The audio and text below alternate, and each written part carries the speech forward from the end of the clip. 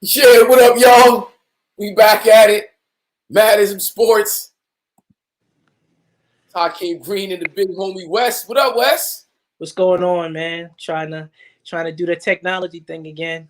You know, just trying to get on a better system. Wait, hold on. I'm a little raggedy right now. Hold on, I gotta get myself together. Hold on 1 second. This evening. Mic check 1 2 1 2. Can you hear me? I can definitely hear you, sir. I don't hear you. Oh, you don't hear me? I don't have my mic on. I mean, I have my mic is off. I'm not on mute. Now you're good. Now you're good. I think it was my side. I had to catch up. Yeah, I was a little raggedy in the mix right there. That's okay. Yeah, man. So what were you saying? Now I was just trying to take care of my my technology issues here. So I got them coming up right now. I'm gonna switch links to be in a better, surrounding. Once we go to our break, what we do, I'm gonna be on another device. That's all I'm saying. Oh, okay. All right. Cool. Yeah, man. So NFL is cracking. It's moving forward. Yes, it is. We got a lot to talk about, and the NBA season is about to begin, and it's definitely getting crunk with the NBA right now. It's a lot to talk about. So with that being said, we're gonna do what we do and come right back and address all these things with the folks. Yes, sir. Yeah, man.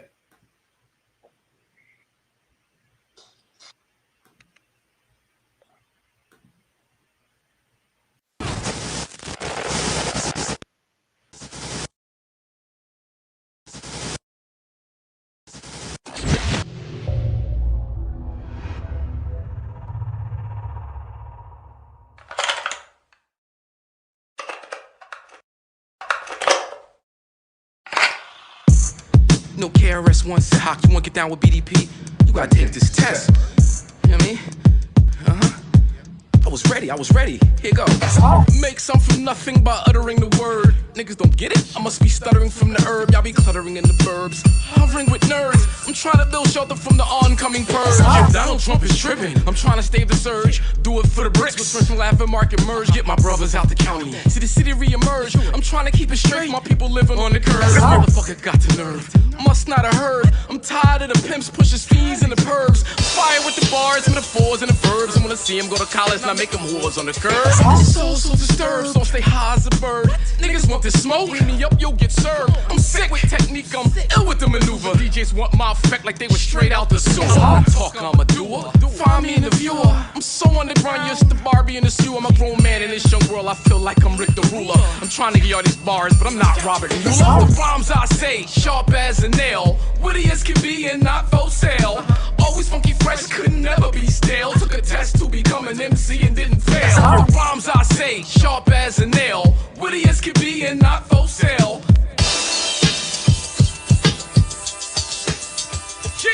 I'm DMC to quickly blaze them with a run. Pressure on y'all, shrivel up, raising in the sun. I can blaze you with the gun, rather raise you like the one. In the hood y'all sweat it out, but I remain a champion. Smoky like the bear, bring fire to your camp. When I light up the air like wires in a lamp. Coke in your ear, hear the fire and get amped. I got that choke keeping near, always fire when I champ. My flow absolute style classic, got the proof. 0 to 100 on the ledge like the roof. Make them disappear out of thin air, they go poof. Facts come and go, Hakeem remains the truth. The rhymes I say, sharp as a nail. Witty as can be and not for sale. Always funky fresh, could never be stale. Took a test to become an MC and didn't fail. I drop jewels. Science, mathematics, language arts, social studies, lyrical gymnastics, style, charismatic, pragmatic with the sin structure. Smile is aromatic, fanatic with the ism structure. Back to the subject, how I school MCs. I get checks off the blue cheese. UMCs, they used to call me powder, then I blew UNC. Taking y'all back to school like fools in truancy. I rock with the teacher like the board education. Fuck doc with the reefer, got a script for medication. Get A's for dedication on my way to graduation. Hand in hand like diplomas rolled up. Congratulations. The rhymes I say, sharp as a nail. Witty as can be and not for sale. Always funky fresh, could never be stale. Took a test to become an MC and didn't fail. The rhymes I say, sharp as a nail. Witty as can be and not for sale. Always funky fresh, could never be stale. Took a test to become an MC and didn't fail.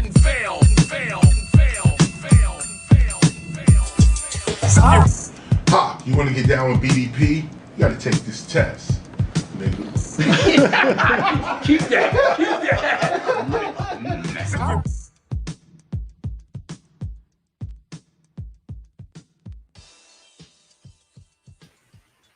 That is Took a Test by Hakeem Green, produced by Ron Lawrence, off the upcoming Aubrey album, also by Hakeem Green. Yours truly.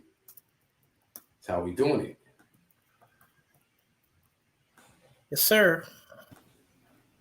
What up, Spliffy? What's good, fellas? What's up, 6-0? Yes, sir. Yes, sir. Yeah, man. Listen. I'm gonna have to take a new lease on life out. Working with Cliffy, baby. Yeah, man. Yeah, he knows his shit. I was gonna say lucky. Nah, he's not lucky. This is more than luck. He supports it the way it's supposed to be supported, and the theories that he comes up with is like sharp as a nail. Will he ever be? It's not for sale. Exactly. Exactly. Yeah, Yeah, exactly. Exactly. So, peace out to Big Rob Swinney Jr. in the building. Richard Dixon's in the building. Asiatic Dramatic. You know what I mean? Yeah, I appreciate you guys in the building. We got some more viewers in the building. Hit us up in the chat, man. Let us know where you at, who you are, Yes, sir. what you represent, who your squad is. You know, so we can discuss sports with the audience. You know, this is an interactive show here. This is our show. This is not my show. This is our show. So feel free. and speaking of that, I need to represent. You know what I mean? Represent. Yeah. Dallas, keep it up. I'm gonna hop back on that bandwagon. Well, you know.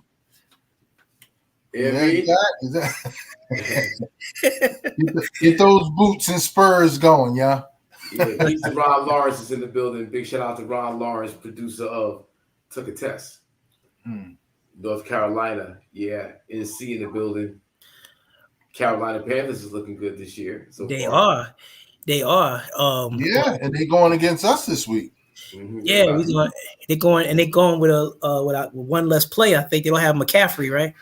No McCaffrey. Yeah. Nah, he's gone for at least the next couple of weeks. So they're down. They just announced Chuba Hubbard out of Oklahoma State a few years ago is starting. So he looked good last week though. Yeah, he did. Well, you know, this is gonna be a good game for them, but we're gonna get into that in a second. Mm-hmm. What you got for us first, Hawk? We got Kyrie and the unvaccinated.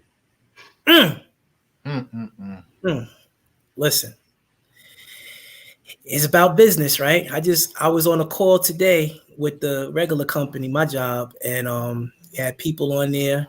It was called a safe place to kind of chop it up, and they wanted people's opinion about the vaccination. And the bottom line is, as a business owner, you have the right to basically mandate whatever you want. I don't like the government getting involved, but if an owner of a business wants to get involved and take that stance, he has the right to, because the economy, right? They want to make money. And you choose not to. That's your choice too. But they also have to make a choice whether they want you to be there. And then if the majority of people are doing it there, then you also can work elsewhere if it works out better for you. But the government shouldn't do it. But I don't think that private companies should be ridiculed for doing it because it's their business.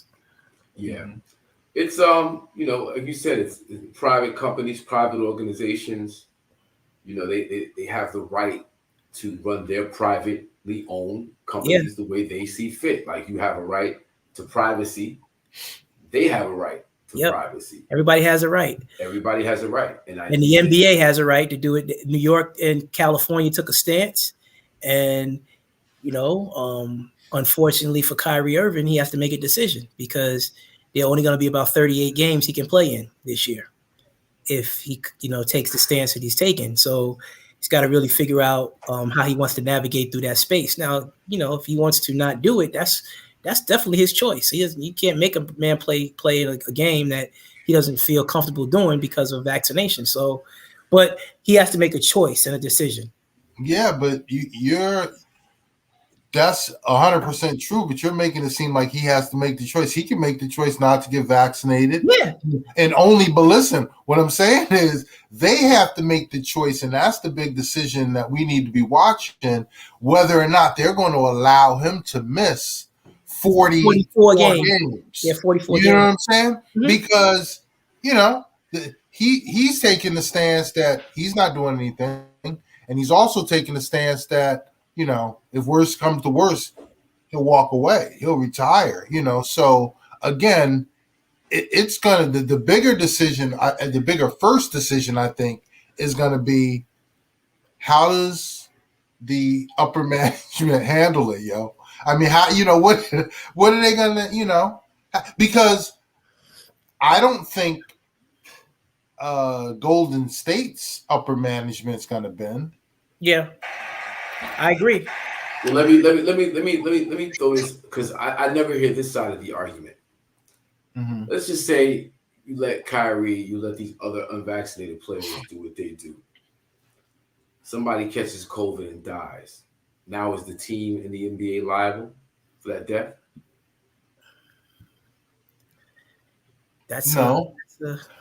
I don't think they can be, only because you got to figure you can still always catch COVID. The one of the main benefits is being vaccinated is that you're not going to get sick. You're not going to go to the hospital. You're not going to get hospitalized. They'll be dragged into a suit. The team will be dragged into a suit. The probabilities of you catching COVID is decreased exponentially when you're vaccinated.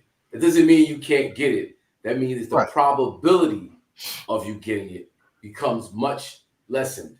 Now, you have somebody who's unvaccinated, they get COVID, they pass it to somebody, whatever complications, whatever, shit happens, somebody dies, the family's going, yo, now my loved one's not here to earn from. Now we lose because you guys are reckless with your vaccination rules. Yeah, like that's a. Everybody, like, where does your right infringe on my rights?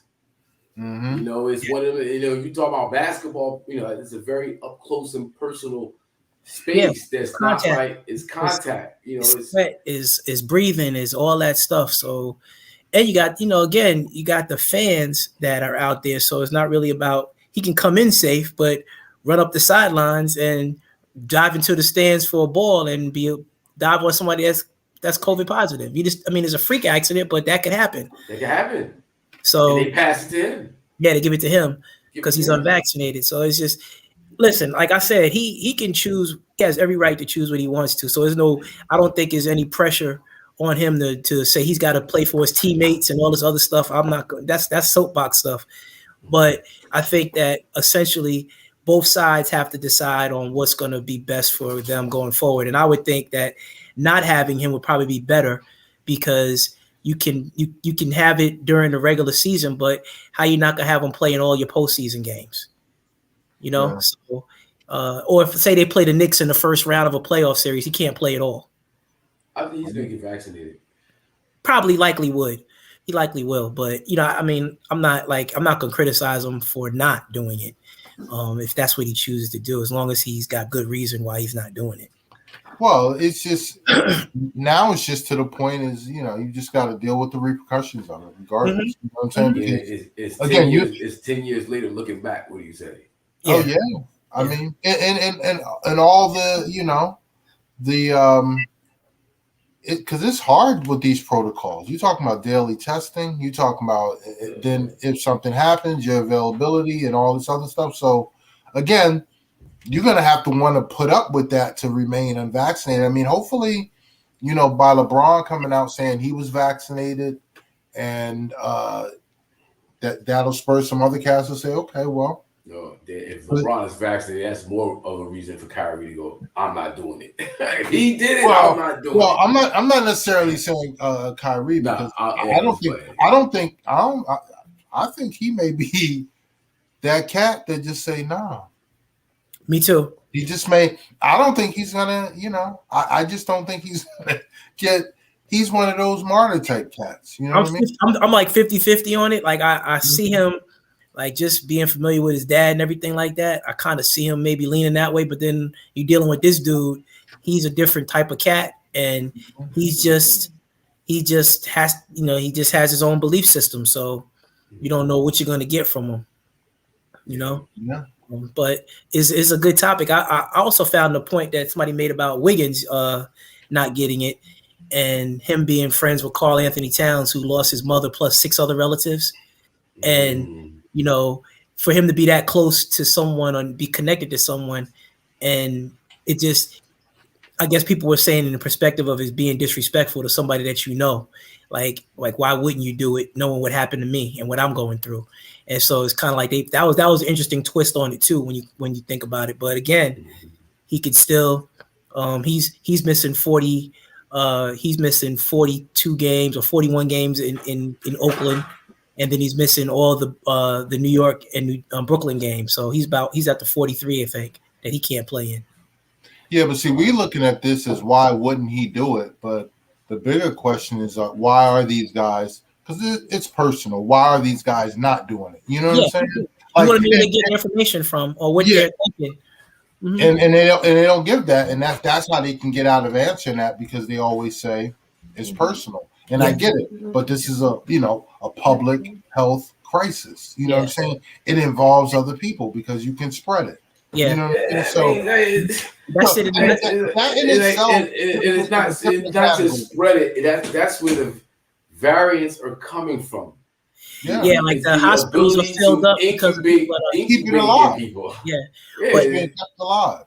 But you got, like I said, you got a filled hospital because the unvaccinated are filling up those beds. So if I go in there with a heart issue, I can't get to.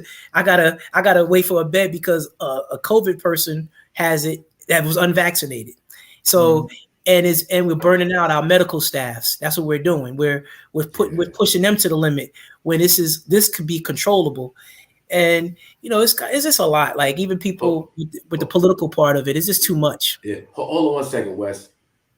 It's about to get real gangster in here, yo. It's about to get extremely, extremely gangster.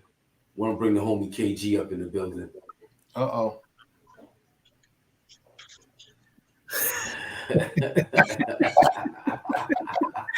Oh boy. I love it. Who is that masked man? No, I'm standing there for somebody today.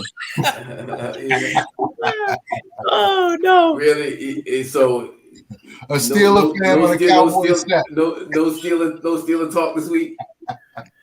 All right, man. We're not gonna let you off, Kay. We gonna just wait until that part of the segment come on, because it's a whole lot of stuff I can share with you about that hat you got already. Yo, man. Hey, man, I called it before the season, though. The can't front. I said I was gonna leave the Cowboys alone, man. You did. So I gotta stick to it, man. That don't mean I gotta show my face, though. You want to show his face. Oh man. Oh Lord, have mercy. That's funny. It's embarrassing, man. It's embarrassing. It only gets worse. Oh man. Oh wow. Yeah, man. So, Kay, we was talking about we were talking about Kyrie and the unvaccinated, and then we started talking about Andrew Wiggins. So, I think we all want to know how you feel about the Kyrie situation, bro. You said you want to know how I feel? Yeah, how do you feel about the Kyrie situation? Man, it's tough. It's tough, man. At the end of the day, man, you can't force nobody to do what they want to do with their body. So that's tough, man. But at the same time, if you're an employer, and that's what you mandate, and then, like I said, it just gets tough, man. And I don't know, man. And then the weird thing is they was talking about today, they were saying something about basically like if Andrew Wiggins comes to New York, he can actually play. Yeah. Yeah. Which is weird. So they were kind of because saying, it's an exemption. Yeah, and there's an exemption, and they were saying that kind of opens up almost a lawsuit for Kyrie to come back and say, how can I not make a living in my, where I live at, and somebody from out of state can come in and make a living and do what they want to do in the state, but I can't. Yeah. What is the exemption for? Non-residents. Non-residents have an unvaccinated exemption, so they can go into other arenas, which is why he can, Kyrie can play in other, arenas. And any unvaccinated can come into New York, come into Brooklyn, or go into Golden State. But as a resident of those places, you can't work there being unvaccinated. So it's the loophole. And that's probably the biggest grievance that they'll be able to stand on. Look to basically on that side of it. But that's the rule. Yeah, I mean, but even with that being said, like as the next organization, do you pay him for half a season? You got 41 games at home. Yeah. Now that you guys add the Andrew Wiggins scenario in, I think they cave in and let him play. Yeah, that could happen. I didn't know that. I heard there was something going on with that, but I didn't know that it was in fruition. So yeah, they're not going to want that legal battle. It's going to be okay. I mean, how do you make that exemption? Andrew Wiggins can play in this building, but I can't. Well, I mean, it can be something that's fought down the road, but immediately they can still probably stand on it. It'll just have to be, I guess, a lawsuit or something. It all depends on how far everybody's prepared to go. That's really what it's going to come down to. Yeah. It's unfortunate, but it is the reality of life right now. And it's I mean, to be honest, and I'm not one to like to push this whole thing on nobody, man. If it's your body, man, it's your body. Do what you got to do. If you feel like, but me personally, for what it is that we do, to work and different things. Let's just say like the other weekend we did the Arizona Cardinals game, right? The halftime game. You guys know how the NFL is, and they were basically just like anybody that do whatever. So even like months before we came in there, they told us we had to all be vaccinated or we couldn't do the gig. Yeah. I mean, the thing is though, me and Tretch were already, vaccinated a while ago. Then had to be vaccinated in order to do it. So. For us to do certain things, for work, you have to get it done. And it's your opportunity to either, it's your right to either turn it down or do it, and we just tend, and I did it for multiple reasons, to be honest. I didn't do it just for the Arizona Cardinals because I was already before that. I have 2 grandkids, I have kids. And it's just different things, stuff that I wanted to continue to do and move around and do. So I just was like, listen, at first I'm not even on front. I was just like, I'm cool. I'm not doing that. And then as it went on, I saw people around me, friends around me dying, friends around me getting sick, and young guys or whatever. And I just like, man, listen, man, I'm gonna trust, my instinct. I'm watching the news. I'm looking up on it. I'm calling myself trying to, just be educated on this situation. And I chose to do it, but I can't tell the next man to do that. And I'm not going to argue with the next man about not doing it or doing it. Absolutely. Can I ask you one thing? How did you feel afterwards? Did you have a bad reaction at all? Not at all. I mean, like I said, I was asking a lot of questions even before getting it. A lot of people told me, drink a bunch of water. That's what I did. Drunk a bunch of water before it, and they said drink a bunch of it after it, and I was fine. Yeah. It didn't do absolutely nothing to me. And I'm not saying that won't do it to the next man. I'm not saying that will work for the next man. That's just what worked for me. Somebody told me to do that. They said it worked for them. I said, hey, it can't hurt for me to drink a bunch of water before and after. So I did. I'm exactly what you, Kay. Like I had the same exact reservations early, and then did research. Wife is in the medical field anyway. She deals with kidney patients, and they have one of the most their immune systems are really like compromised. So essentially, knowing what the doctors were saying about it from that perspective, I kind of trusted it more. Asked the right questions, listened to those folks over there, and she did it right away and I did it. But then I also understand people that don't want to do it, But I think what I understand more about people that don't want to do it are the ones that respect boundaries, even though they don't want to do it, they respect the boundaries of those who have chosen to do it and want to walk in a certain path.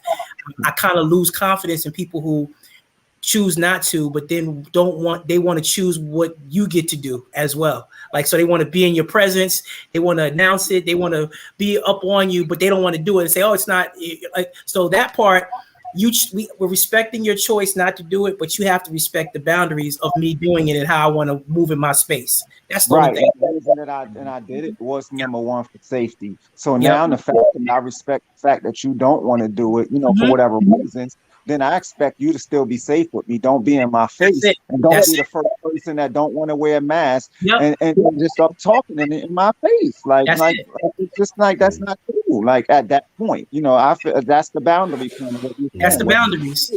Yeah, the boundaries. That's what I'm with. Yeah, and I just want to urge everybody to wash their hands continuously, wear a mask, social distance when you can. Yeah, it's always been the kind of the guidelines through this whole thing. So it's still a pandemic. We're still losing people. People are still getting sick. No matter what your choice is, we respect that. Let's also understand that people are dying, and something's going on that we have to somehow control. We can't pretend like this thing doesn't exist. So we're not gonna beat the horse in the head. And one more thing, really quick. Even with me being vaccinated, every time I walk into a store anywhere, I still throw my mask on. I throw it on still. It don't even matter. I'm still throwing it on, because I'm gonna respect everybody, and that's it. That's it. Yep. Okay, so any other NBA talk around we want to discuss? I know Russ is kind of making a stand in LA. Yeah, I mean, you got the Russ chatter, you got the Ben Simmons. I had a spirited conversation today about Ben Simmons with a RU alumnus of mine, and he's a Sixer fan, and he's just very, very, very, very disappointed in the young man who really wants to choose to run. He used just the terminology he used. He said the man is running from what he didn't do. And he said he should really just stand up, take the heat, come back to Philly. And, they paid that man ahead of time before his contract was up in good faith to show they had faith in him. And him leaving is really not wanting to own that responsibility of the type of playoff performance he had. So I agree with him. I'm just saying this is from a Philly fan. So how would you guys think? Well, it's going to be a matter of if he says he's not coming back. Yep. But now it's about and it almost takes you back to the Kyrie and Wiggins situation is about whether they're going to pay him. Yep. Because again, with Ben Simmons, whether or not he get paid now from them, he's not going to really care. It's not going to be an incentive or something that makes him move, to not hold out because he feels he's going to recoup the money when he goes to his next deal anyway. Whoever buys him out or whoever trades for him. You know what I'm saying? Mm-hmm. So it's still going to be because they haven't yet docked his pay yet. You know what I'm saying? So are they going to pay him? You have to pay him. It's guaranteed. It's the NBA. The money is guaranteed. Only thing he can do is get fined. He can get fined for not showing up to training camp or whatever. But this the NBA. That money is guaranteed, man. That's the great thing about the NBA. Get your money, young man. Wow. Get your money. Get your bread. Yeah, love it. See, the thing is like Wes said, man. It's just like or the bottom line is he's kind of running from his own mistakes. Like, listen, man, dude, like you did that. You missed those 5 shots. You lost your confidence. You didn't shoot. I get it that you kind of upset that maybe your teammates are upset that you not showing up. Y'all can talk about that, man. But at this point, man, I don't know, man. I mean, it's just he either got to show up and the Sixers either keep him or the Sixers just trade him. I mean, that's it. Really, like, find somewhere for him. If he wants to go somewhere else because he feels betrayed or whatever at this point, then the coach and the other star players said basically we don't want to play with this guy no more. I mean, they basically said that. Well, but hold on, and B was on TV saying he won't play with Ben Simmons. Yeah, he was on. But You're saying y'all think that if he just doesn't show up because his contract is guaranteed, they're still going to pay him? No, he gets fined if he doesn't No, show he up. gets fined, yeah. They can't. They can fine him daily, but he's typically on the payroll. Yeah, but I'm saying, like, I don't know if you don't show up for it. Like, it's one thing if he showed up for camp and refused to participate or whatever. But if you just don't show up, even if your contract is guaranteed, I don't know if they have to pay you or they have to start fining you. They can just not pay. You're not showing up for work. It's a fine first, and then it Yeah, depends. it starts off as a fine, then all the rest of that stuff comes into play. But it's a fine first. Yep. Hmm. It's a fine. Yep. It's gonna be interesting though. It will definitely, because he says, he says he's refusing to, play. He's not going back there at all. Wow. What he said. Well, I mean, the thing is with that, man, it's just like the power. Unfortunately, the power. A lot of those guys sometimes they try to use it, and then they just have those no trade clauses and all the different things. They force their way, like the James Hardens of the world, to a certain team they want to play for. I don't know if that's the case with Ben Simmons, man. So they can basically trade him to the graveyard. Basically, at the end of the day, I don't know what they're getting from the graveyard, but they can trade him to. What? Sacramento? Like, the Timberwolves? There's teams out there that they can just get rid of him for. But only thing is once again, you got the salary cap because the salaries have to match up. And that's the only thing that I know that's probably what's holding this whole thing up. Yep. Yeah. They're not trying to take less on the dollar that, his current. Well, you can't. You got to match up the salary. You got to match. You got to come with the salary cap, so you can't just. Yeah, you got to match. Match up.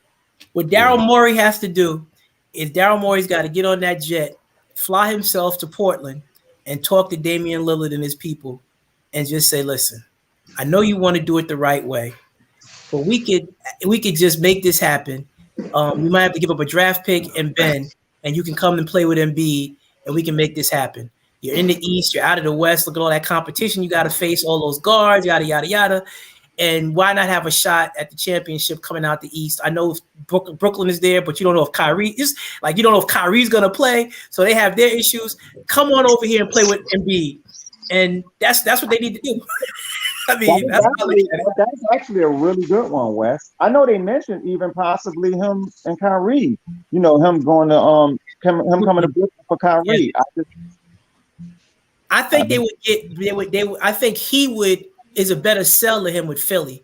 I think with Durant and Harden, he wouldn't really want to do that. But playing with a big man like Embiid, I think he would be more inclined to say, "Hey, you know what? I'll do that." I'm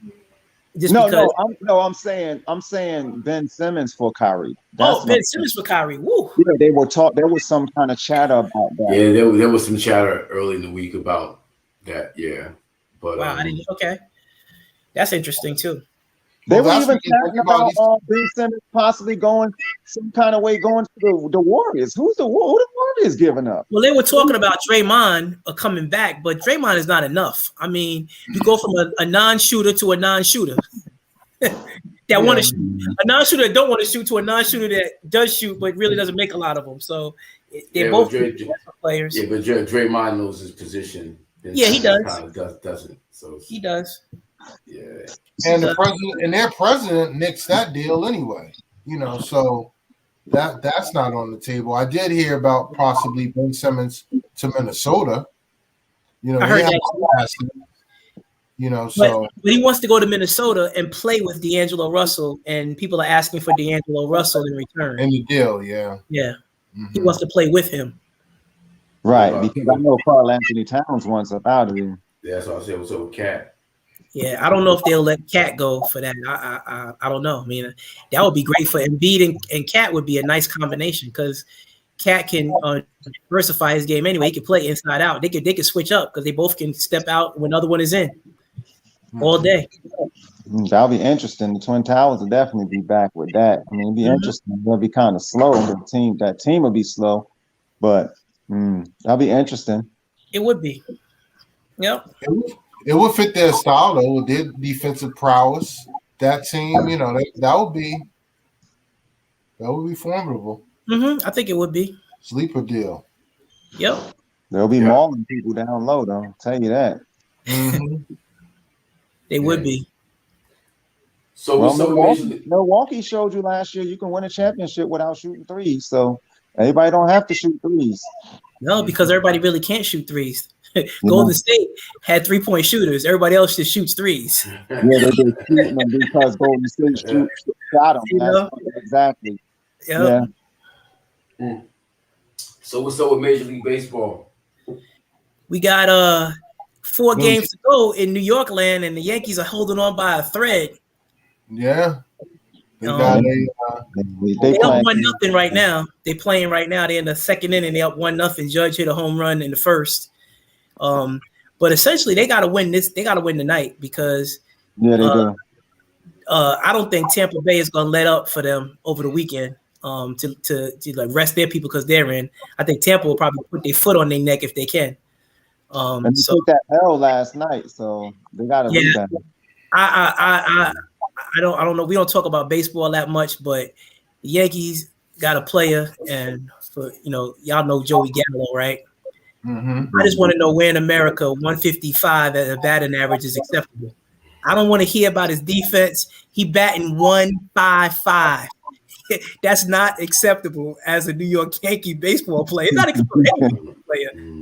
He's hit some big home runs, and the defense is again. Yeah, you're right. That batting average is a 155. His home runs are solo shots. They said that Judge hit like 8 home runs in the same span. He hit 6. He got 6 RBIs. So he's not doing it with anybody on base. He just does it. And last night was despicable. Dropping that fly ball. That was I saw that. Come on. You got to take charge out there. This is baby. Come on, man. You New York. It's hard. It's hard sledding out here. It's not Texas, man. You gotta step up. 155 is not gonna cut it. But we got Atlanta in tonight. The Dodgers are in already. San Francisco is in already. Tampa Bay is in already. Houston is in already. And so the St. Louis Cardinals are in. So the only fight is the American League East. Yeah, the American League wild card. Yeah, the wild card. Yeah. Yeah, because and Toronto is on our heels, but if we win tonight, the problem is the Yankees and the 3 with the Rays and Boston and Toronto in with the Orioles and Texas. Oh no, the Washington Nationals. Yeah, both teams with losing records. Yeah. So and Seattle's right there too. Who does Seattle play their last 3? I want to say Minnesota. Okay.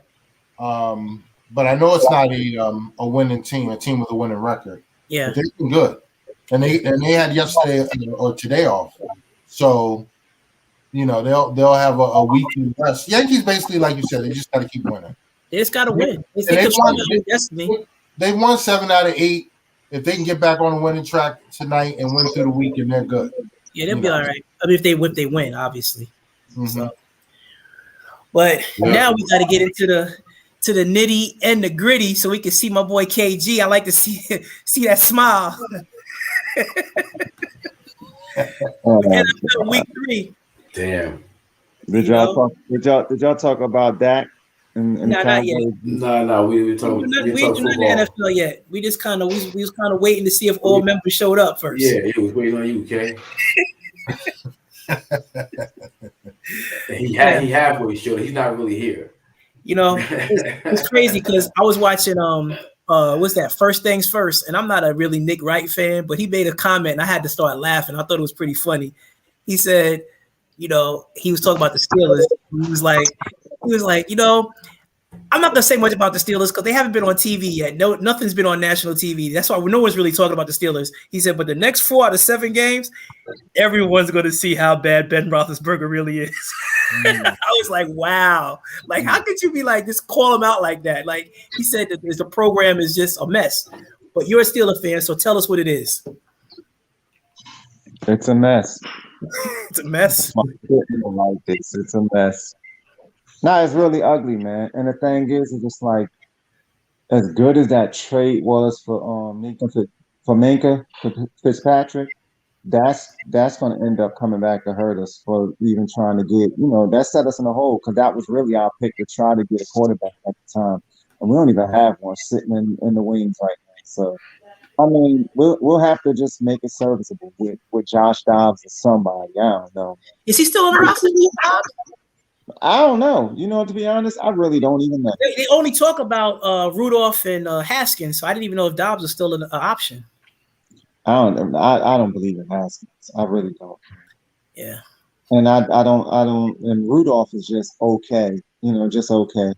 I mean, Haskins did have a pretty cool, preseason or whatever, man, and he was out there doing a couple of things, but man, it's just it's dark days over here, man. Rebuilding. Dark days, man. I don't even know if you call that a rebuild because Roethlisberger is still there. So this year I don't even think it's all bad. The line is young. That's pretty much they got a young offensive line. They got a rookie running back. They didn't have did Watt play this week? No, he didn't. Watt didn't play. Watt didn't play. Deontay didn't play. Yeah. Juju got hurt. Yeah. I mean, but Ben is out there doing stupid stuff, man. It's just bad, yo. It's just not. It's time for him to go. He can't move. It's just bad. The NFL has evolved for a different game, man.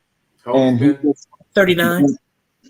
He's 39. Yeah. He threw 58 passes, yo.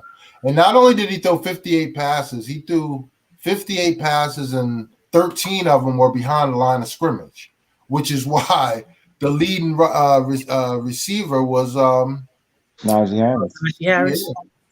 The running back, yeah. He's just checking them down, like just throwing little check downs, man. Like you can't. That's not going to get it done, man. And then the crazy thing was, it was like it was an opportunity to make it to cut the game down. I forgot what the score was. I think it might have been 27-14 at the time, I think. And we had the ball at first of all, we was down to at goal line, and we just kept moving back. But then we got pushed back, and we was probably at the 20 or something like that. And it was 4th and 10. And he threw a check down, you know? A check down to the wide receiver. You know? No, actually, it was 4th and goal from the 20. And he threw a check down to Najee Harris, a 3-yard check down to him. Unbelievable. On 4th and goal. Man, sad days in Pittsburgh. That was a bad look for Pittsburgh, but we still got time left, and Omar Epps said it's gonna be okay. No, stop. Nah. It's the line, though. It's their line. They can't pass. They can't run block.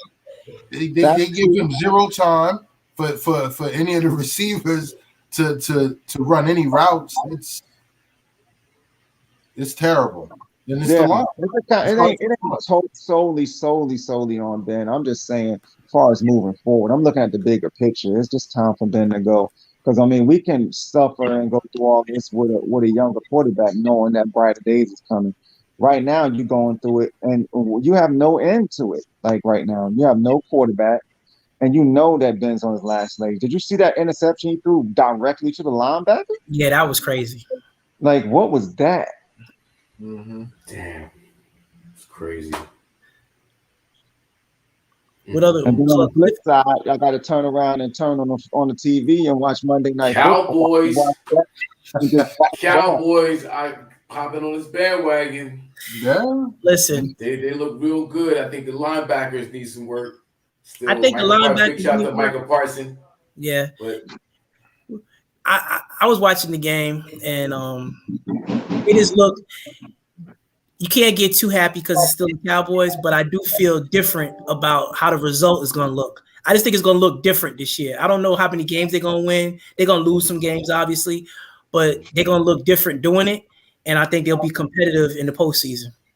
Yeah. Well, they look like they got a stretch ahead of them where they could win 4 out of the next 5, and definitely at least be the middle of the season have a nice record behind them. Yeah. What are those games, Cliff? If you don't mind. I know they got Carolina this week. The Giants after that. Mm-hmm. Then I think they got W and W, because Christian McCaffrey is out.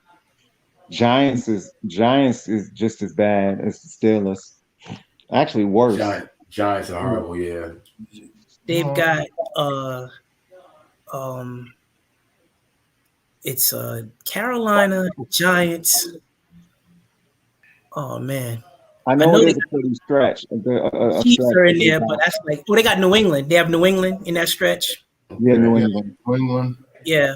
And somebody else. But it's four games that are all winnable for them, but they got to go out and win the game. Like even this week, like I think for both Carolina and Dallas, it's kind of a statement game because who's real? You know what I'm saying? Like who's really real? Like Dallas played this competition. Carolina hasn't played anybody yet. Yeah, it's the Panthers, the Giants, the Patriots, the Vikings. The Vikings. Yeah. Okay. Mm-hmm. 2 home, 2 away. Yeah. Mm. But the next 2 are home, right? Yeah. Yeah, they got 3. I know they have 3 in a row at home. Yeah. Yeah. And then the Broncos and then the Falcons. I must say the Cowboys that I've seen lately, I would chalk those all up as W's, but you know, the Cowboys of the past that I know of, it almost makes me feel like 2 of those games might be L's. It could be like, listen, everybody thought that in the game Monday because when Dak fumbled in the end zone, everybody was like, "Here we go," right? So that was like everybody was like, "Those are the Cowboys." And then when they didn't get in on 4th down, it was like, "Here we go." That's what people were saying. But the reality was Dak actually scored. Yeah, exactly. But if you look at the games, the offense, first of all, there's no question. Yeah, we got talents at all levels. Knife through butter. Yeah, we got talents at all levels. That dual back threat with Zeke and Pollard. I mean, now Zeke is running hard. Is punishing Pollard. Oh yeah, he's running hard. We got 5 wide receivers that catch passes. I mean, all of them. KG is hitting the chatter right now. Yeah, but what really excites me is the defense, yo. Yeah, I mean, they are flying to the ball. Yeah. They know what they're doing. They all are on the same page, playing the same scheme, and they active. You know what I'm saying? They got 4 guys that aren't playing. Exactly. They got reinforcement coming back. They already got 8 turnovers. You know, last year it took them, to their 11th game to get their 8 turnovers. So these cats are really, really flying to the ball and making it happen. Hold on 1 second.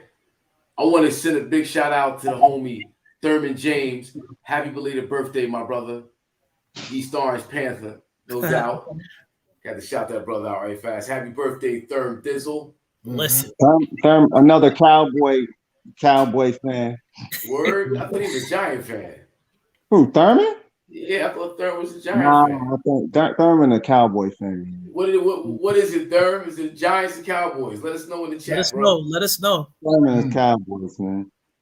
Yeah. So, it was the Eagles. So you can't. Let me tell you with the Eagles, though. The Eagles, the crime of the century with the Eagles, really, if I'm an Eagles fan, even we should be talking about this too a little bit because a brother named Deuce Staley was an assistant coach there. He did the running back coach thing. He did the offensive coordinator thing and was successful. And they hired a guy that ran the ball twice on Monday. And he looked like he didn't know what the hell he was doing. I mean, what are we doing? I mean, it's like, what are we doing here? That dude has no business being a head coach. He just does it. I mean, that was an awful job as a head coach, period. And I watched the other game that they played against San Francisco. He's putting Jalen Hurts in harm's way. He's messing Jalen Hurts up, to be honest with you. So they really dropped the ball by looking over Deuce Staley, in my opinion. Speaking of hurting quarterbacks, what do you guys think about what they doing to Justin Fields right now, not Chicago? It's killing him, man. That's what I wanted. Same thing. Same I wanted scenario. him to sit on that bench and let them get their shit together because he's gonna be thrown to the wolves. He's gonna be shell shocked by his second, third year. But they're not even trying to help him. They're not even putting him calling plays, to complement his talent. They're not even putting him in max protect. They're like leaving him out there just to fend for himself, and he can't do anything. He was sacked 9 times. 9 times, man. It's disgusting. Listen, he should be fired, man. He's not good. Nagy. The thing about Nagy that makes me laugh is, again, he's a dude that didn't call plays, and he won a playoff game with Alex Smith in Kansas City, and he got a job. Like, he's been horrible for the whole time in Chicago. And you got 3 quarterbacks now. Why would you put Fields out there? Put Nick Foles out there if you're gonna do that. Put Nick Foles out there. Exactly. Why are you gonna put the boy out there? Damaged goods. He's gonna be damaged goods in 2-3 years. Career over. It's crazy. It's kind of like, the Jets sort of don't have a choice at this point, but it's the same thing with the Jets. Like Zach Wilson sneaking up the building too, So we don't have a chance. It's the same thing with Trevor Lawrence as well. I mean, we're going to see it again tonight. I mean, he's just what he threw the last couple of 7 interceptions in the last. He got 7. Yep, 7 in 3 games. Yeah, 7. Again, that's coupled with, a rookie head coach, former college coach, Urban Meyer. And they basically say, you look at the turnovers that teams committing, the penalties that teams committing, they're just not prepared. They're just not, it's just not a program that's going in any positive direction at all. Now, you can attribute Justin Fields, his problems, strictly with the offensive line that is non-existent. I mean, if you watch film and tape of these guys, you see the offensive linemen turning around like in the middle of the play, like linemen blowing by them. It's crazy, yo.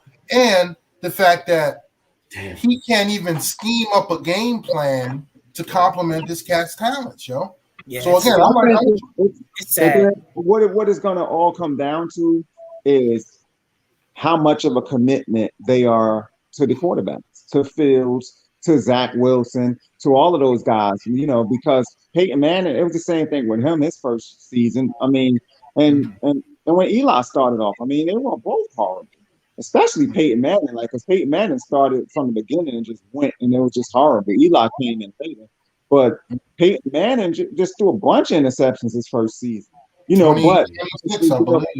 26 or 28. I think, right? 28. It was 28. And it was a record for a while. It's just like, but the commitment was there, and look where it got him.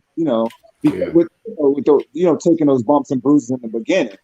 I don't know if that's a great, blueprint to follow, overall. But hey, you're going to see how committed they are to these quarterbacks, man. Because everything now is so microwave and moving so fast. They're not giving these guys a chance to turn it around. Well, I think Lawrence will be just fine. They're gonna let him figure it out. I think Lawrence will be fine. Yeah. I don't know if Urban Meyer can get his act together. Yeah, I think for Trevor Lawrence to be able to really blossom like he should. Like, what are they gonna do there? They're gonna get a new coach in, or they gonna let Urban Meyer try to develop his coaching career on this boy right here. Mm-hmm. I don't know. That's kind of a. It will depend on Urban's lack of success and what other types of offers and availabilities in college happen during that, I think. You know what I'm saying? Because if that USC opening came at the end of the season and they're on their like 33rd straight losing losing streak, then he may be out the door. You know what I'm saying? But if he finished this year on a high note, Trevor is looking good, then he may stick around another year. But I think if it's another big college opportunity, he may be gone. Take it. Particularly if he has the tough year that it looks like he's going to continue to have. Yes, unfortunately. I don't know. I mean, he definitely has that track record of just up and running. So yeah, at some point, but then again, it's the old boy network. So you know, they just let them keep doing what they doing and keep doing what you're doing, and that's it, man. So, you know, because at It's this point, unfortunate because Trevor Lawrence is. it should get caught up to him now, where and nobody would take the chance to be like, oh, I'm gonna take him from there. You know, why would you do that when he's continuously showed you that when stuff gets bad, he's gonna jump up and run. So as soon as you run into a bump in the road, they're gonna do the same thing to you. Mm-hmm. But I guess they look at it like, nah. At least we'll get what we want to get out of it in the meantime. Who knows? Yo, Trevor Lawrence's career is just hanging in the balance. The boy's talented. I want to see him succeed. You know, Yeah, I do too. I think he's a good quarterback. Yeah. I think he can make it happen.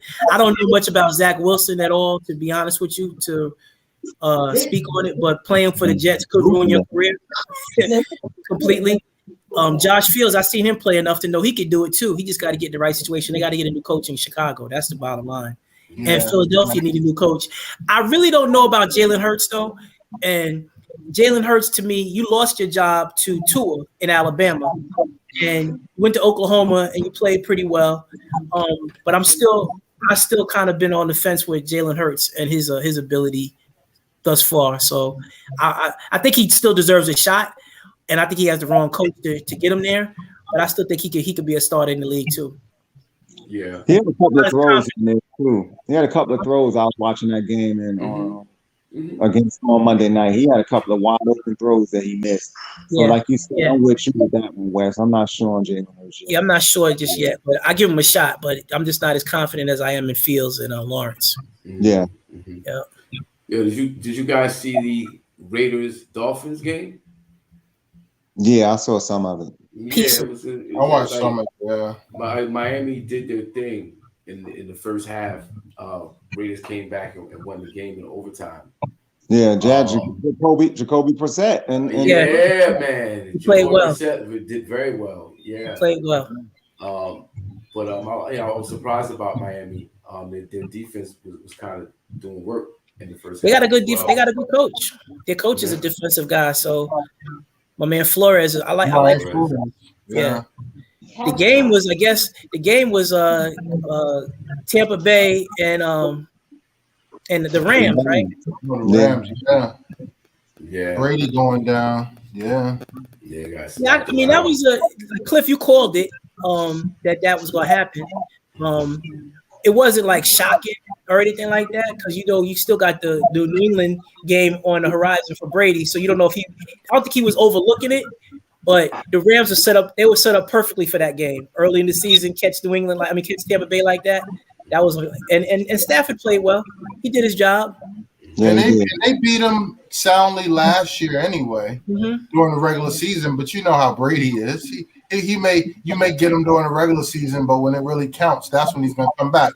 But don't sleep on the Rams. Are good though. Rams are good. Rams are good, man. Yeah, they may be number one. John Jackson changes that whole offense. Absolutely. Yeah. Yeah. Overthrow him. Well, no, underthrow him. Actually, he underthrew him the first one. Yeah. If he would have laid that out there, Deshaun would have ran right up under that joint, yo. And he missed him with that. So yeah, the Rams, man. The Rams gonna be a problem. Yeah. Watch out for the Rams. They're gonna be a problem. They may be the number one team in football. Because again, you have to what we haven't talked about yet is Kansas City. And not only do they have a 2-game losing streak, but this is the first time in probably about 7 years where they've been in last place. You know, they're chasing a couple of undefeated teams, and then they got the team right below them that just beat them. I mean, right above them, the Chargers. That is probably the best of the bunch. You know what I'm saying? So Chargers are for real. Yeah. Chargers are for real. And Herbert. The Chargers got they serious. Kansas City defense is not good, man. Yeah. That's what it is. Their defense is really good. It's horrible. Man. Their defense is terrible. Yeah, so I mean, Mahomes can do what he want to do, but at the end of the day, they got to score 40 points to win. It's not going to work every week. Can't do it every week. Yeah, can't do that every week. You can't do that. You can't do that every week. It's not going to work. Green Bay, San Francisco was a good game too. Those last passes that Rodgers threw to 36 seconds, bing, field goal. It was crazy. I mean, but there was so many mistakes in that. You know, first of all, they should have never got the ball back. No, it was terrible clock management with Garoppolo, and you know, running the. I mean, you want to score, but you also want to use the clock, particularly when you have 3 timeouts in your pocket. Yeah, you know what I'm saying. So that they should have never gotten the ball back, and then not only when they. I guess caught the second pass to get up for the field goal, they tagged him with haste as opposed to piling on him. You know what I'm saying? And he just tagged him and casually walked away and let him get up. And everybody and give the ball to the ref. The first one, a little questionable about the whole thing, but the first one wasn't that bad, you know, because that was a tough throw. Yeah, linebackers outstretched arms, and then right into Devontae. Devontae went up and grabbed that one, so that was tough. But that second one, he was wide open though. Like it was just crazy. I was just like, yo, why ain't nobody sticking him, yo? But he had 17 targets. Like, who gets the rock 17 times? Like, man. Like, and Devontae Adams is nice. Don't get me wrong. Devontae Adams is the man.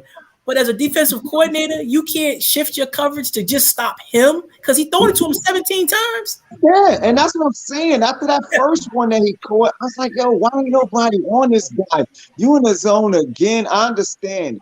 But, yo, do something a little bit different, slightly different, because you know it's going back to him again. He's going to find a spot in the zone. Yeah, I didn't get that. I was like, everybody cover him and let somebody else catch the ball, period. I mean, that's how you got to go about it. It sounds crazy, but this guy should not have 17 targets. That's a lot. But they look good. They play good game. That was in San Francisco, right? Or was that in Green Bay? No, it was in San Francisco. Yeah, so that's a good win for them because that's normally a tough game for them. Yeah. Green Bay. So he had a losing record there. Yeah, he has a losing record there, huh? He had, that game, but you knew he was going to win, but it's just too many things had to go right for them. And, San Francisco gave that game away. My brother's a Niner fan, and he was, because it was just such poor clock management at the end, and they had to execute perfectly, which Aaron Rodgers did. And man, they giving you glimpses of Trey Lance out there too. We'll see they sprinkling them out there real quick, give them a little love, before That's how you do it. Raise them up slow. Let them get a little taste. Yeah. But the real big news I think this week is that Uncle Spliffy is 6-0 now. Yeah. You don't know, you better ask somebody. Yeah. Trying to tell people Uncle Spliffy got it on point. I may throw a double dog this week for y'all. Hawk, when you want to do picks, and we're building that cowboy T-shirt too. Yes, they stopped on those Eagles, so Can we see that? Yeah, I got to see the cowboy thing. Well, remember they were going to get anything on the front of the shirt. Is any losses that we get, but as you can see, that's pretty clean. But we're supposed to get a Tampa Bay loss. You got to put a bucket in. Well, this started the week after that. I mean, I imagine. Keep it real. Keep it real. Yeah, keep it real. You know what I mean? So, 36 show and 36 chamber. Woo! Tang! Woo! Tang! Woo! Tang! They dropped a Protect Your Neck last night. And then we put we had the big bald eagle with the American if they won, since they didn't, and they was rocking the beat Cowboys joint.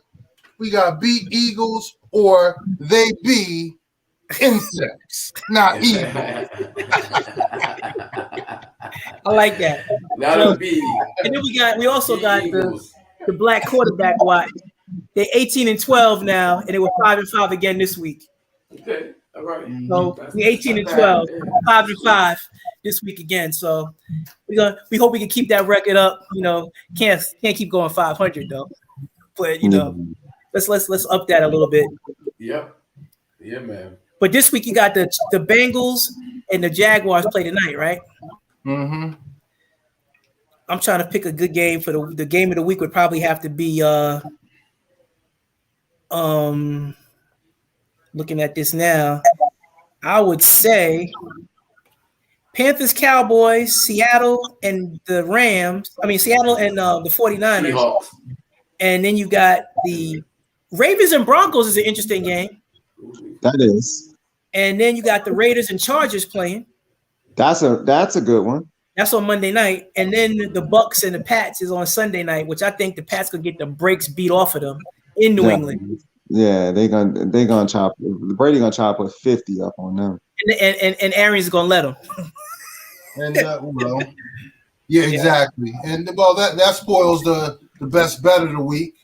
But again, I had to go with that, and I told you I was probably gonna jump back on them anyway if once they lost last week. But Tampa Bay, that's definitely the best bet of the week. We call them the Tampa Bay Bucks. Tampa Bay. And then the top dog, I'll give you 2 this week. This is my sleeper because they're undefeated and it's like a stretch, but I think they may win outright the Lions.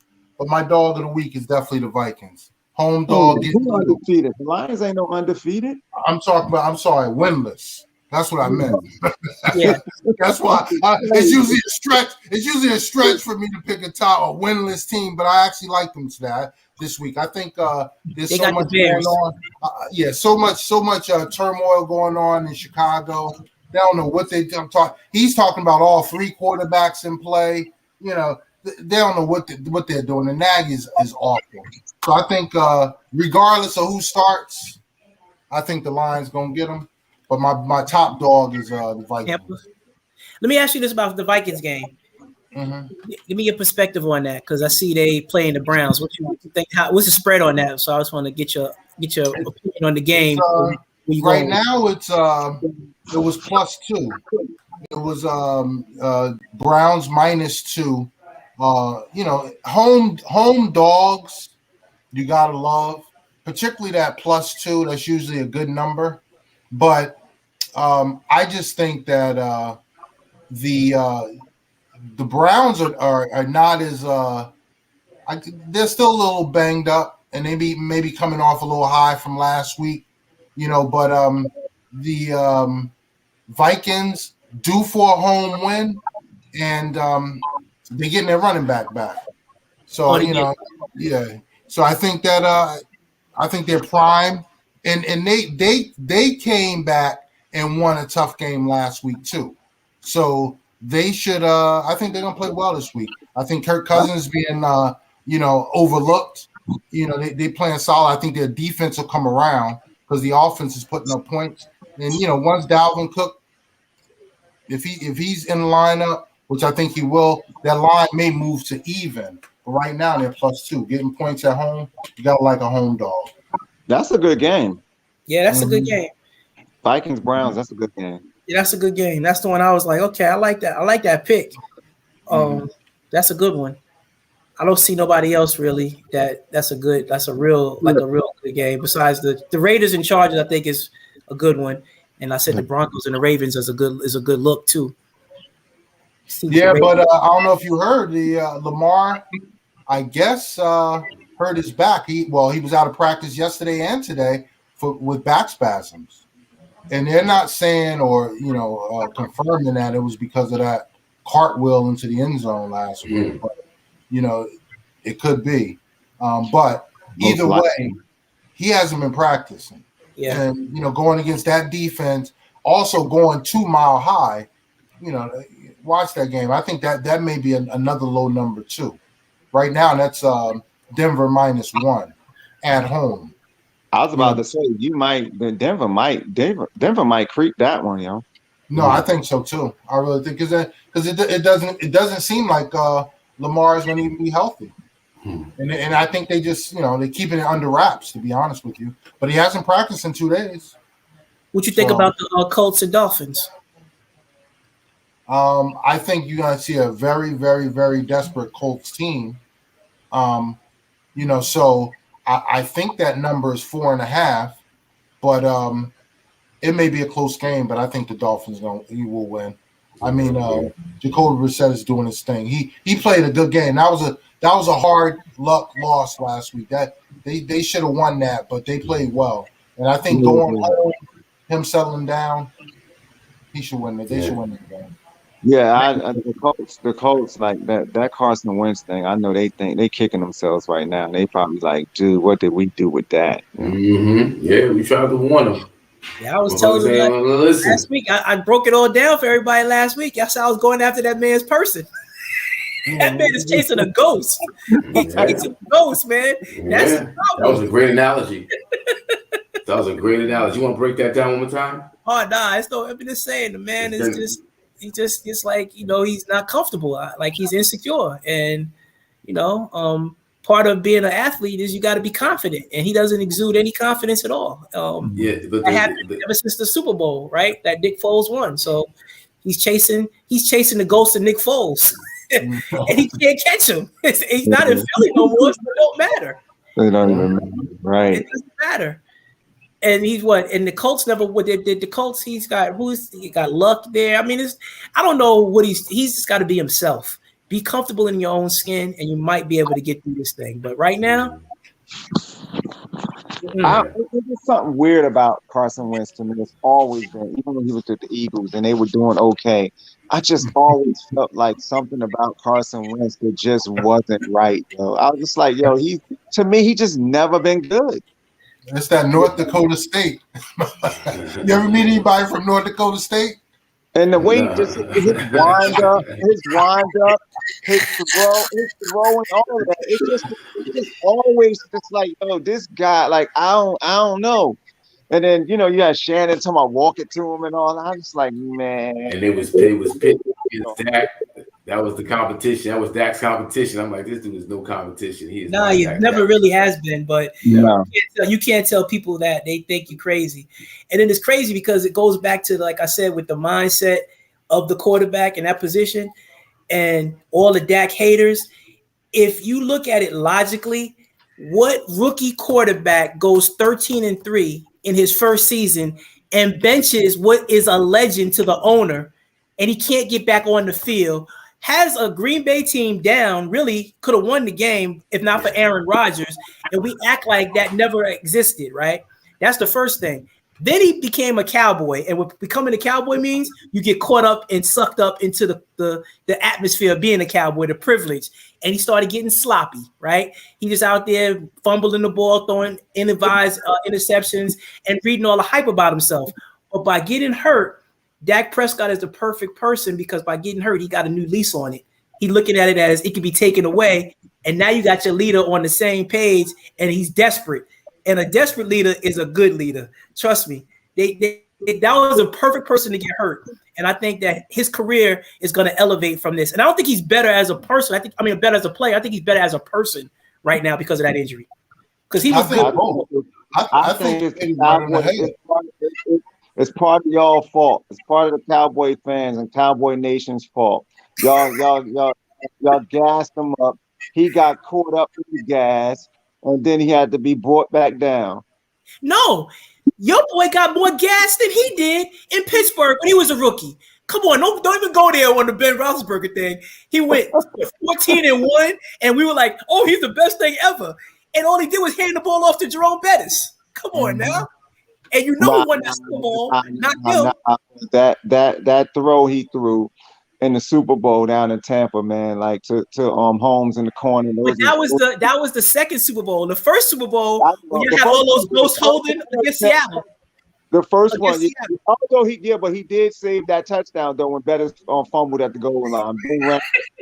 I remember.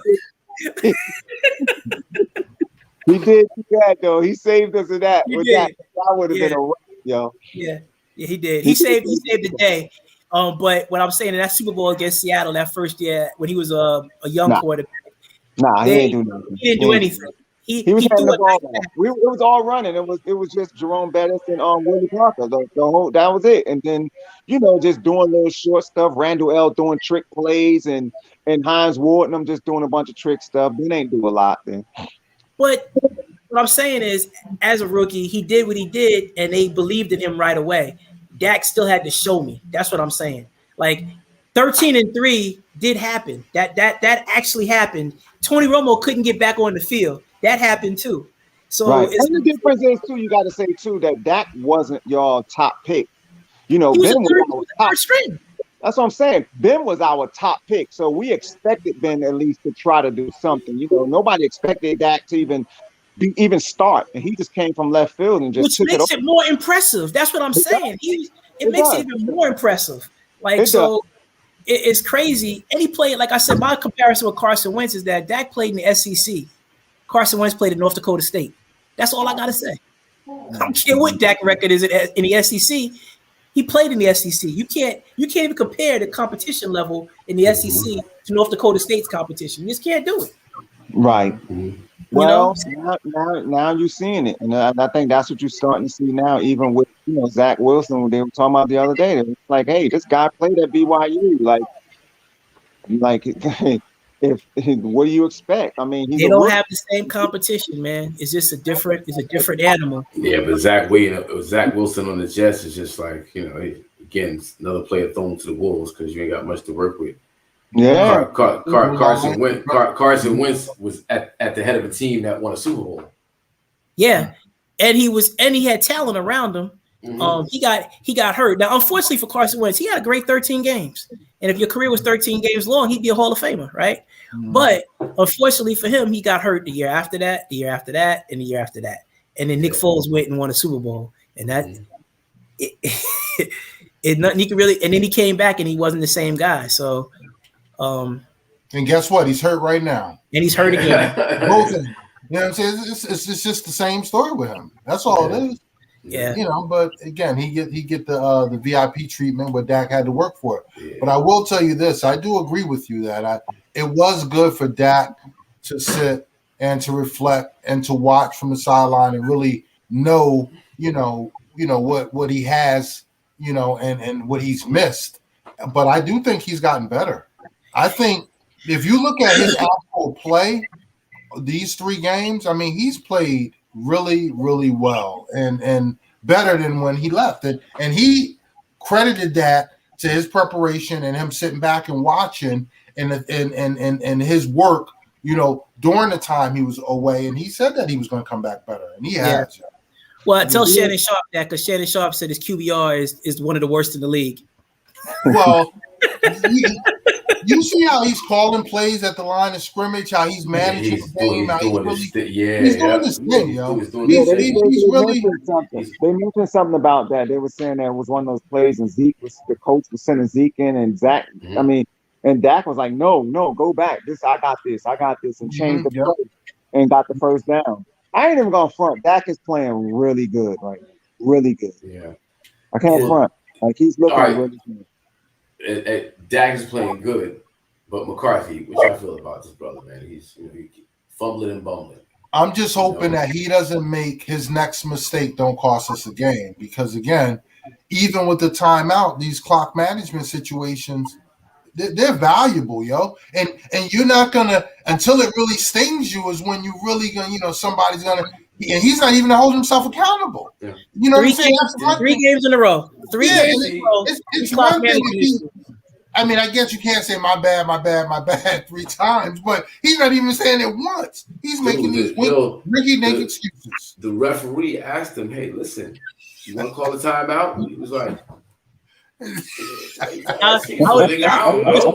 was so funny because it was like, that's not even exaggeration. That's exactly what. Yeah. Yo, you want to call a timeout?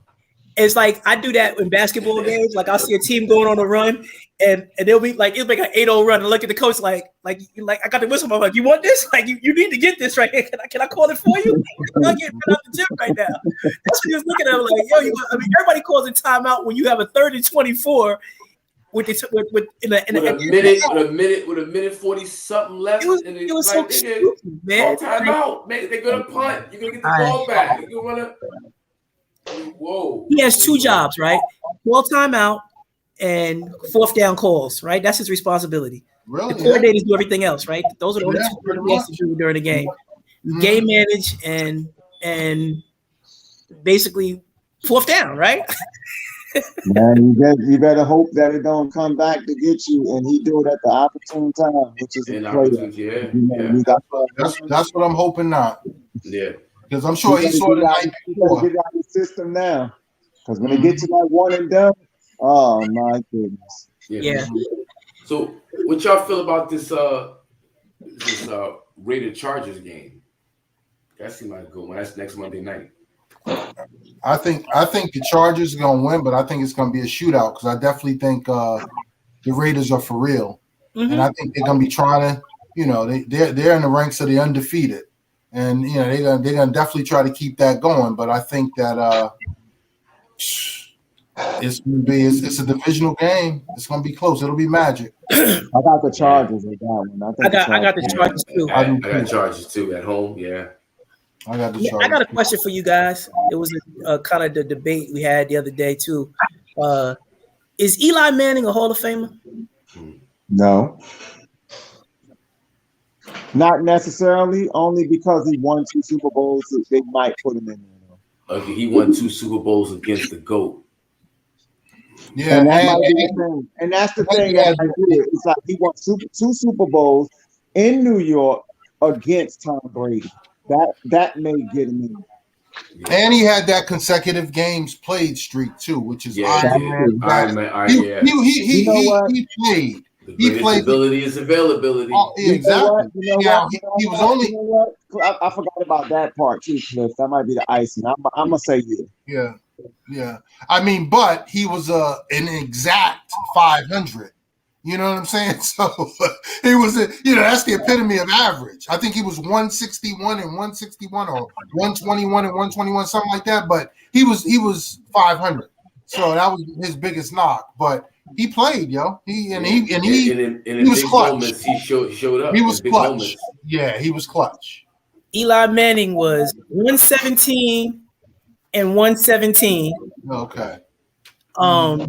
Phil Simmons. He completed 60% of his passes for his career.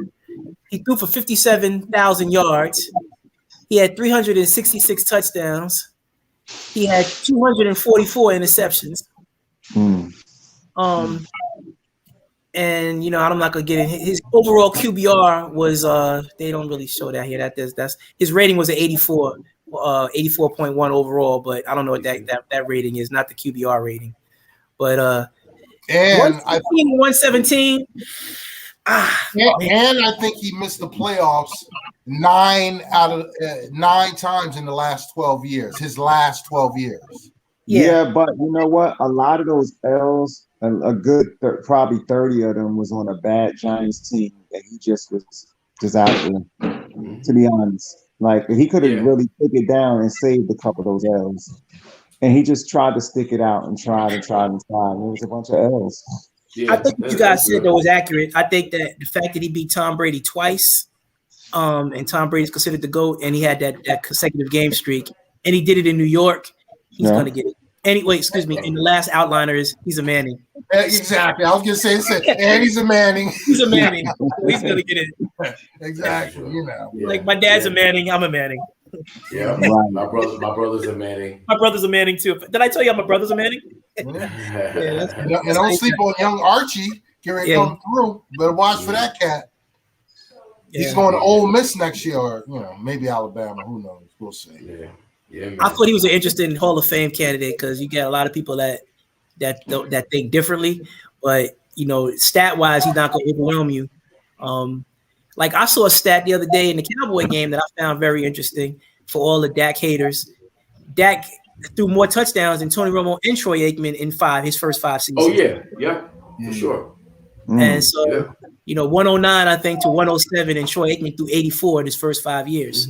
So even when I look at Troy Aikman and like Terry Bradshaw, and like you look at their numbers compared to what's going on now, like even at the wide receiver position, like I would never blaspheme this show and say that Lynn Swann wasn't a Hall of Famer, but the man only had like 300 catches. You know what I'm saying? But his catches were all so impactful, and his Super Bowl performance and playoff performance was unmatched, right? So I could never say that. But when you look at the guys like Jerry Rice got over 1,000 receptions, and you look at the guy that has 300, you always trying to figure out what the criteria was. But the game has just evolved into something else. So back in those times, like when you look at the Swans and the Stalwarts and the Pearsons, guys like that. The game was around running. The game was around running, but those guys' impact in the game was ridiculous. So I understand why they in the Hall of Fame versus, I don't even understand why Howard Carmichael is not considered, because he was kind of nice too. He was very nice.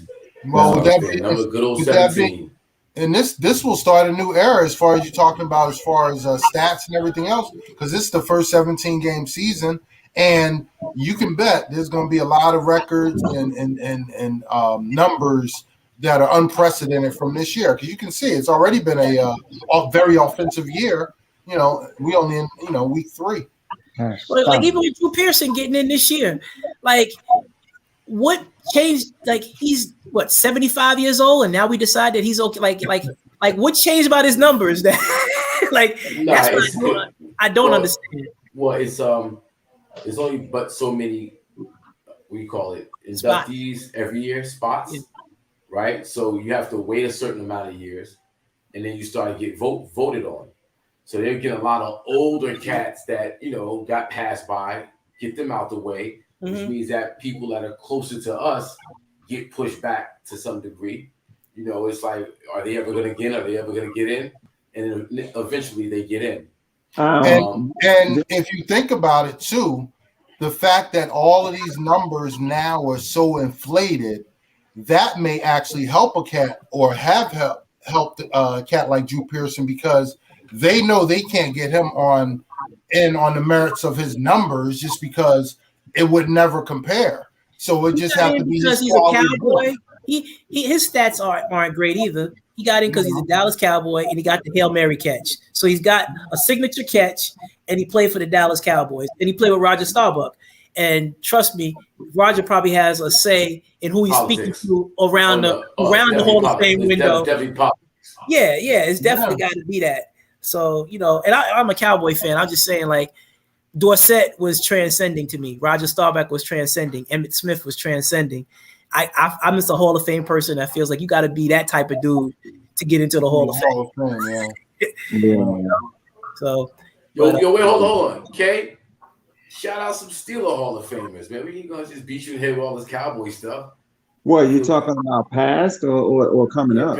Past, present, coming up.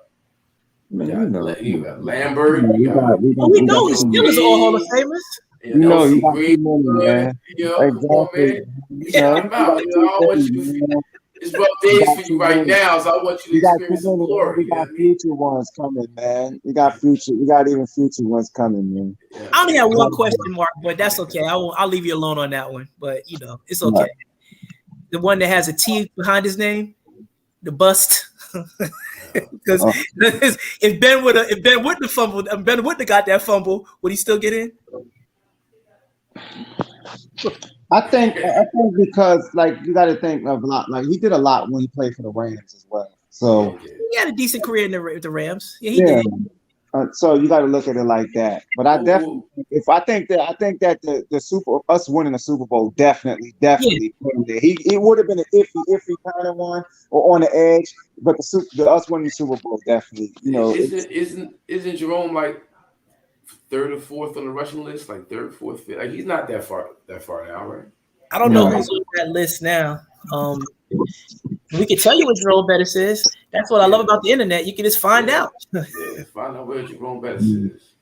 Yeah. I think he's top 10 maybe. I don't think he's top 5. I think maybe top 10. Let me see. NFL rushing list all time. I got Ben is gonna get in there too. Oh, Ben is definitely a Hall of Famer. Definitely getting there. Jerome Bettis is 1, 2, 3, 5, 6, 7, 8. Yep. That's not bad. 13,000 yards. 8. You a top 10 dude. You got to be in. Oh, wow, Walter Payton's number 2. Wow. Yeah, you're a top 10 dude. You got to be in. Where's my boy at? Because I used to always, Barry Sanders? Where's Barry Sanders on that list? Barry is 4. Okay. Yeah. I knew he had to be up there high somewhere. Because Barry Sanders. He's 4, and he retired probably 5 years early. Yeah, he was and never hit a line or you a want team. to talk about somebody that was bad on a terrible team, yo. Oh my God! Like it was sad. It was sad. It says a lot about that says a lot about Detroit, right? So I give Matthew Stafford a little bit of a break, but for Megatron to retire, and you played 8 years with Megatron, I was like, like he didn't stay around. Like I know Detroit is a bad city, but you had 2 of the dopest people at their position to play the game. Yeah, but when you know the organization is rotten, bro. When it's the Houston and they never had a defense. They've never had Lions. Come on, it's like the organization itself. Yeah, the organization is gotta be accountable for those 2 greats retiring. Yeah, Barry Sanders at the pinnacle of his career. Yeah, just walked away. Just said, you know what? I ain't trying to do this. Like I'm not doing this no more. Like I give up, yo. He just threw his hands in the air and was like, I don't even care. I give up. Yeah. And then Megatron did the same thing. Yeah. Yeah, Megatron did the same thing. I mean, he just only good thing we getting out of this is we gonna play on every Thanksgiving, and the world's gonna see how terrible. Wallop by the Cowboys every Thanksgiving. Just damn. I didn't realize that Frank Gore is only 700. He was only 726 yards behind Peyton. Yeah. To be number 2 behind Emmett. Frank Gore, like that's a. I'm looking at that the list, and I'm like, man, Frank Gore is number 3. Did he retire? No. I think he still might be lingering on a team somewhere. He might be. He was last year. He was last year, but wow, he's only 700. He's 700 yards behind Walter Payton. Wow. Yeah. I mean, that's pretty impressive. Now, there's nobody on this list that's still playing, except for maybe him. But yeah, everybody else is done. I'll look them up right now. Who did he play for last year? Was it the Cardinals? The Jets, right? No, 2 years ago, the Jets. I know he played with the Jets not too long ago. Yeah, he played Miami for a little while. He played with the Jets. Gore was with San Francisco for a while. Mm-hmm. He was with San Francisco for a while. Yeah. But I know the last team I remember him with was the Jets. You find it, Hawk? I can't find it right now. I got training for career in boxing. That's what I got right now. I got him at Sports Illustrated, September 19, 2021. 20, he was on the Jets. That's the last stats they have for him. He was on the Jets, Buffalo, Miami, Indianapolis, San Francisco for his career. Longtime NFL running back Frank Gore has received calls from NFL teams inquiring about his interest in return to the field. Yep. But has declined them as he trains for a possible second act in boxing, he told NFL Network's Ian Rappaport. Gore, 38, told NFL Network, "We're trying to make a fight happen. If we do that, you'll see me in the ring." According to NFL Network, a high-profile fight is in the works for Gore. So that's what he's on right now. He's trying to box. Okay. Well, yeah. He needs 726 yards to pass Peyton. That's pretty impressive. That is, yeah.